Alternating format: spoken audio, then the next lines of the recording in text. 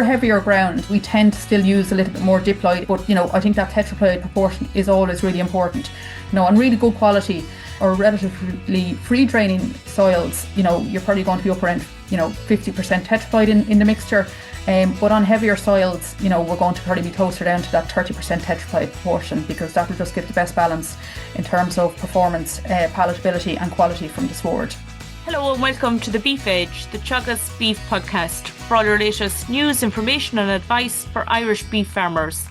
I'm Ciaran Egan, and this is a joint podcast with OviCast host and sheep specialist Ciaran Lynch, as we discuss all aspects of carrying out reseeding with Mary McEvoy, Technical Development Manager with Germinal. Mary, given the weather this spring in comparison to previous years, many farmers across the country are considering carrying out reseeding on their farm. What are the important points to consider before reseeding? We're seeing a lot of interest in reseeding this year, and I suppose over the last couple of years, as you've rightly said, the spring has been quite challenging in terms of getting the opportunity to reseed.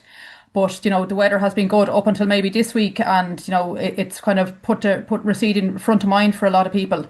Look, when we're thinking about reseeding, I suppose the first thing we really need to consider is the soil fertility, and have a good handle on soil fertility across the farm, because in order to get the most out of a reseed, it's critically important that your soil pH, P's and K's are optimised. Otherwise, what will happen is, you go to the cost and effort of reseeding, and if your pHs are low or your P's and K's are low, within 2 to 3 years, you're going to be back to square one. You'll have weed grasses starting to come into the sward, and your sown perennial ryegrass species and your clovers as well, which do require that optimised pH and P and K in particular to allow for fixation of nitrogen. They won't perform as they should. So in order to get the most out of reseeding, it is critically important that we do, have a plan in place, pick those fields which have good soil fertility, and also those fields which are underperforming. And I suppose on that front, it's really useful, just to keep records of, how many grazings maybe you're getting off a field, or how many cuts of silage or trailer loads of silage are coming out of a field, just to have a bit of a handle in terms of, are fields starting to deteriorate? Are you not getting into a particular field as frequently as other fields? Maybe it's a clear sign that, it's kind of past its best, and, a one to target for reseeding. Mary, typically on dry stock farms, we normally think about reseeding in the autumn. What's the benefits of going in now at this stage of the season? Yeah, so look, Ciaran, I suppose going in now, I suppose there's a lot of benefits from the plant's perspective in terms of getting the plant up and going. From now on, temperatures should start to be on the rise, which will aid faster germination. And if we can germinate our sown species or grasses and clovers quicker, they're going to be better able to outcompete weeds. On top of that, I suppose you've really good quality grass coming into the system then, in July, August, when, it's a good time for maybe finishing lambs and the likes, or, for a beef system as well, obviously. On top of that, you'll get a couple of grazings off the sward across the summer when conditions should be pretty favourable, I suppose, which will help tiller out and thicken up the sward. And you also have a much greater window of opportunity for getting out with your post-emergent spray with a spring reseed compared to the autumn reseed. The biggest challenge we see with the autumn reseed is, the weather breaks.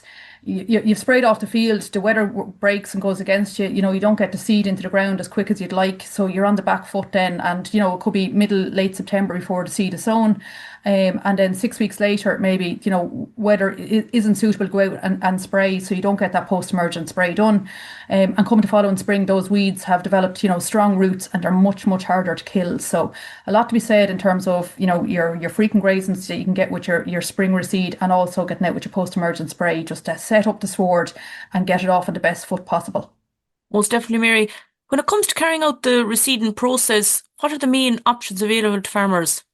Yeah, so look, I suppose, the plough, which we're probably seeing a move away from in recent years, Ciaran, unless you really, need to level a field, there's less ploughing happening across the board, I would say. After that, you're looking at like the likes of a disc and one pass, or, direct drilling. And I suppose, the research would show that, when conditions are right and everything is done right, there's very little difference between the different methods in terms of the subsequent sward that gets established. What we would see as a company, I suppose, is especially as we get into that autumn period, so into kind of September sowings, where we're direct drilling seed, often they can be the most challenging, and that's often where we see the most complaints, because we tend to see greater proportion of slug attacks, and because the seed has been buried into the ground, unless the lime is absolutely optimized and lime has went out on the field, it can be much more challenging in terms of a direct drill scenario to get seed established in the autumn. But in the spring, generally, not much of a difference between them once everything is set up correctly to give the seed every chance, I suppose. I suppose that's the key point, Mary. Really, what are the key steps involved in advance in relation to preparing the seedbed?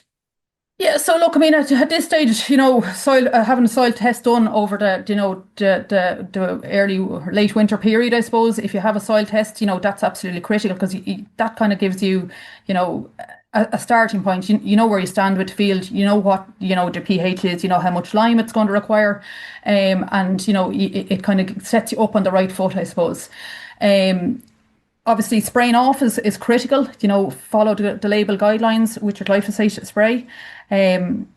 And I suppose what I would say is allow the spray adequate time to work, because, often people are in such a rush to do a reseed and get it turned around, and have the seed in the ground within 10 days or 2 weeks. But, the reality is we need to look at the longer term for this reseed. We need to set up a field that is going to perform for, 10 years, possibly even longer. So if we delay sowing it a week, now it's not really going to cost us anything in the long run, but it probably benefit us in terms of setting up the field better. So after you apply the spray, we need to leave it long enough for that spray to work.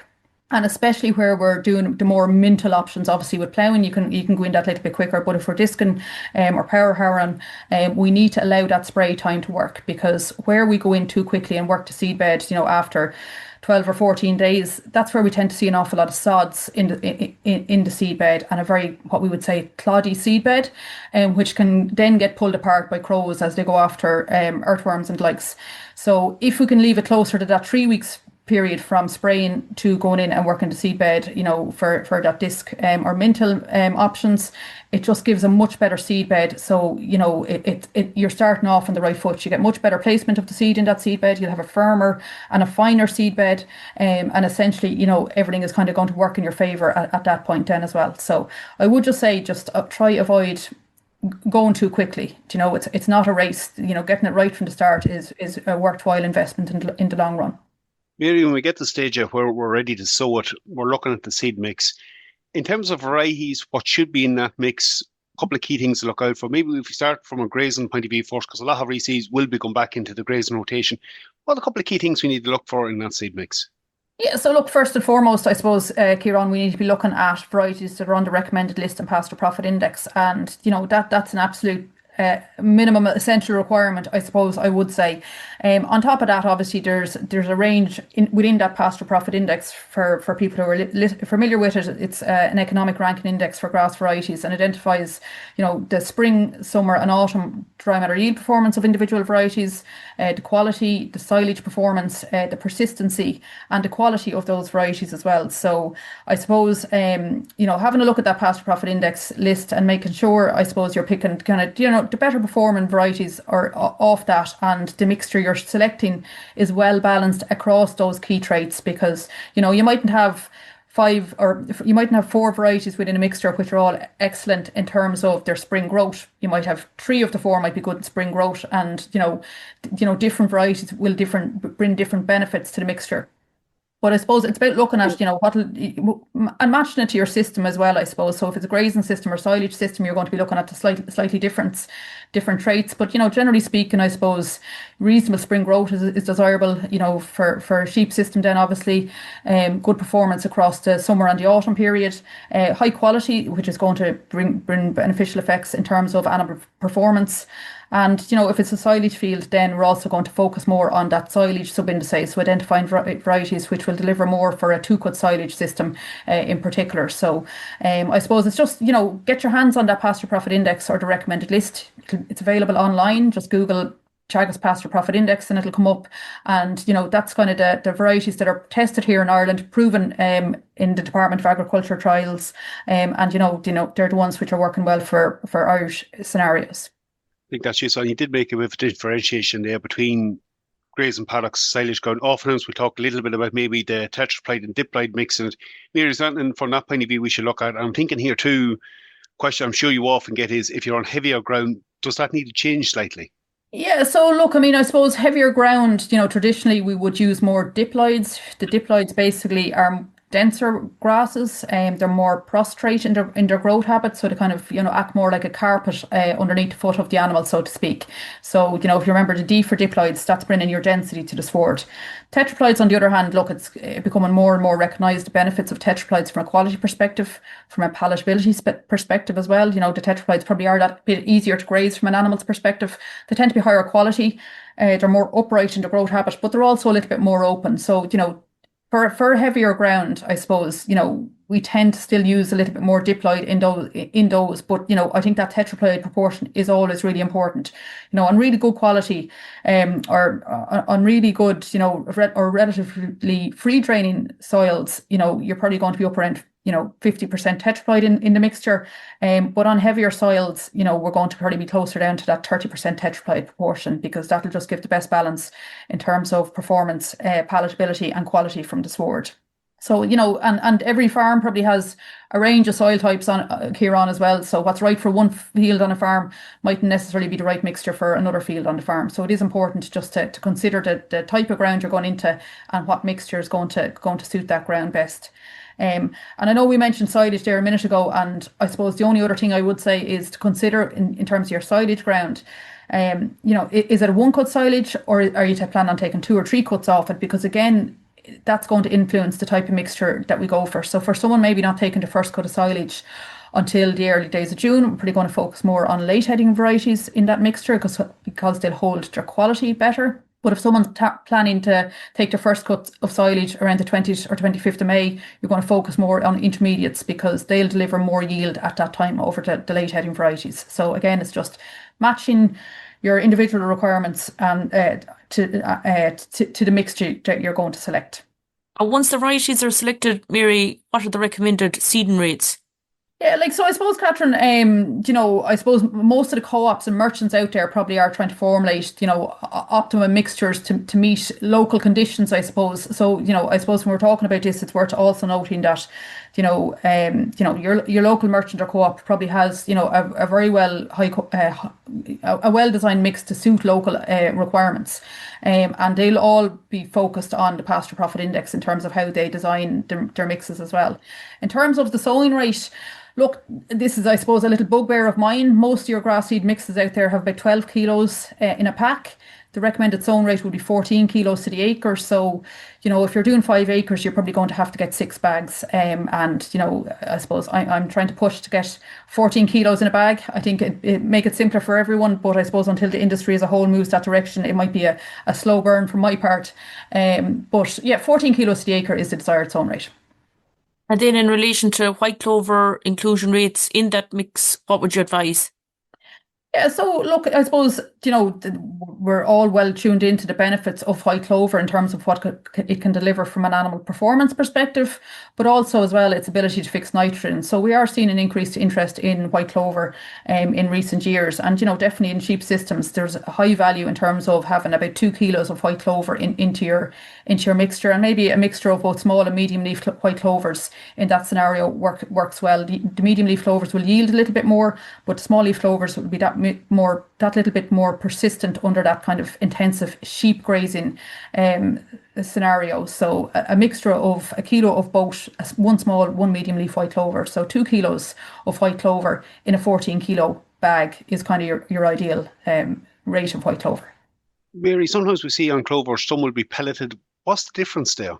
Yeah, so I suppose pelleted clover probably is kind of gone out of the system now at this stage, Ciaran. So pelleted clover is kind of a coated clover. It was coated with a little bit of lime, and generally a bit of fertilizer was included as well, just to kind of give the clover, which is a very small seed, the chance to get up and going. But most of the mixtures that you will see out there now are naked, what we call naked clover, so they're not coated. So the big thing with clover is not to bury it too deep, and I suppose to have a firm seedbed, because where we have a fluffy seedbed, that's where we can end up clover going down too deep. But where we have a firm seedbed, because of the size of the clover seed, it's very, very small compared to the size of grass seed.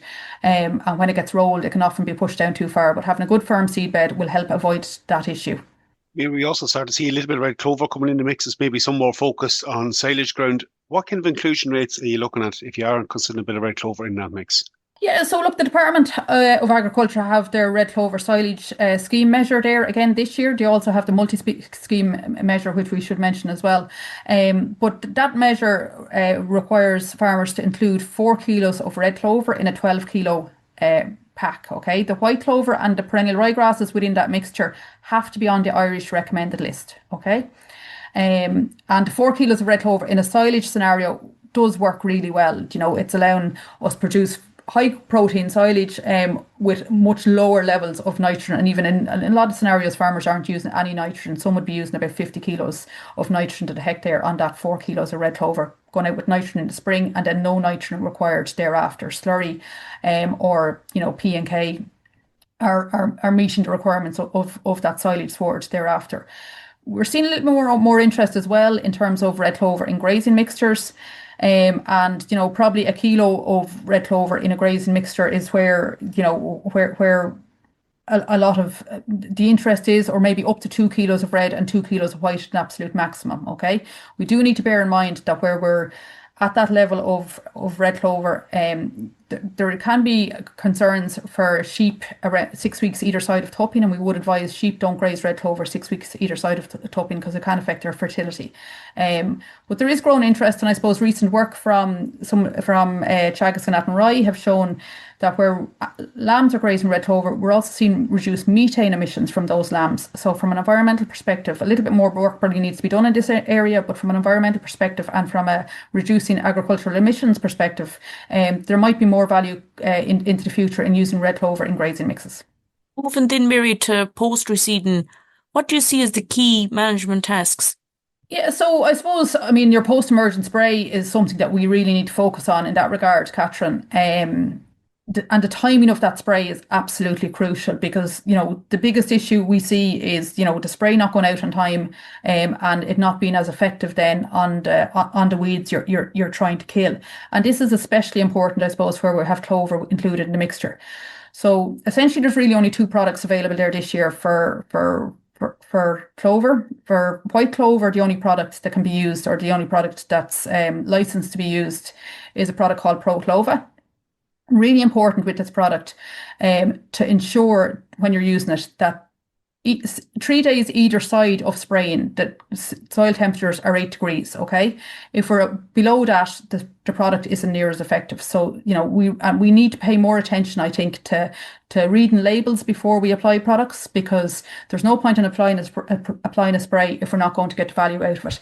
But that post-emergent spray, absolutely crucial. About 6 weeks post sowing, depending on growth, could be a little bit earlier, could be a little bit later. So it can be anywhere kind of from probably about 4.5 weeks up to about 7 weeks is where you're going to optimize, where you're going to see the best response from your post-emergent spray.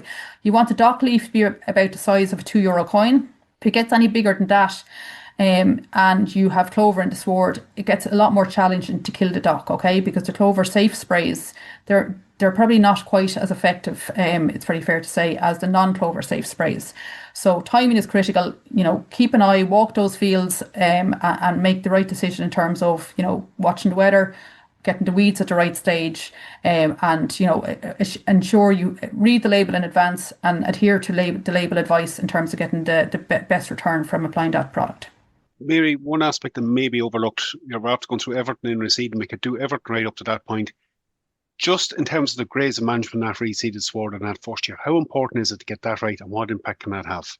Oh yeah, Ciaran, it's hugely important to get the grazing management right, because you leave it too long and you'll start to have shading and tiller death, so you lose plants out of the sward, and I suppose you go in and graze it too often, and the plant doesn't have the opportunity to build its energy reserves in the root, so you kind of tire out the plant and it won't persist as long. So, optimizing your grazing management post sowing. And look, I suppose I'd be a fan of optimising your grazing management all the time, but definitely post-sowing, getting that right is absolutely critical to give the sward the best chance to get well established, to tiller up, to thicken out. And I suppose that's kind of going in at pre-grazing covers of, somewhere between, the first couple of grazings are probably going to be about 800 to 1,000, and then maybe up to, 1,000 to 1,200, depending on the system that you're you're using. So, kind of those frequent grazings, and bearing in mind, I suppose, with your new reseed, it is going to be a lot more responsive and it's going to grow a lot quicker than your older swards on the farm. So it's important to come around to that new reseed at the right time rather than just following your usual rotation in order to get the best return from it. Finally, Mary, can you just give us some details in relation to the department's scheme? Yeah, so the department scheme, Ciaran, on both the multi-species and the red clover, which we discussed a little bit earlier on in this podcast. So that's essentially farmers who are interested in applying for that this year need to apply for that through their BIS application. So that'll have to be done by the middle of May. And then they have up until the 15th of July to sow the seed. And what it means basically is for farmers looking to sow a red clover silage sward or a multi-species grazing mixture, they can get up to €300 per hectare or €120 per acre back from the department for sowing those swards. And essentially it's about looking at those swards which have the potential to fix nitrogen and reduce our fertiliser nitrogen, and that's why the department are getting in behind them. But a lot of benefits from the farmer if they're considering sowing either of those type of mixtures to apply for that scheme and claim the money back from the department for the scheme. So it's quite a significant contribution to the cost of reseeding this year. Mary, thanks very much. That was a great update to get at this stage of season, and hopefully we'll see a bit of reseeding done now over the next couple of weeks. Thanks very much, Mary. No problem. That's all for this week's episode, and my thanks to Mary and Ciaran for joining me on the show. You can catch up on all other shows and interviews from the Beef Edge podcast on the Teagasc website at teagasc.ie, or you can listen on Apple and Google Podcasts as well as Spotify. Don't forget to rate, review and subscribe so you never miss a show. For all other updates from our beef programme, keep an eye on our Twitter and Facebook pages. Until next time, I'm Ciaran Egan, and thanks for listening.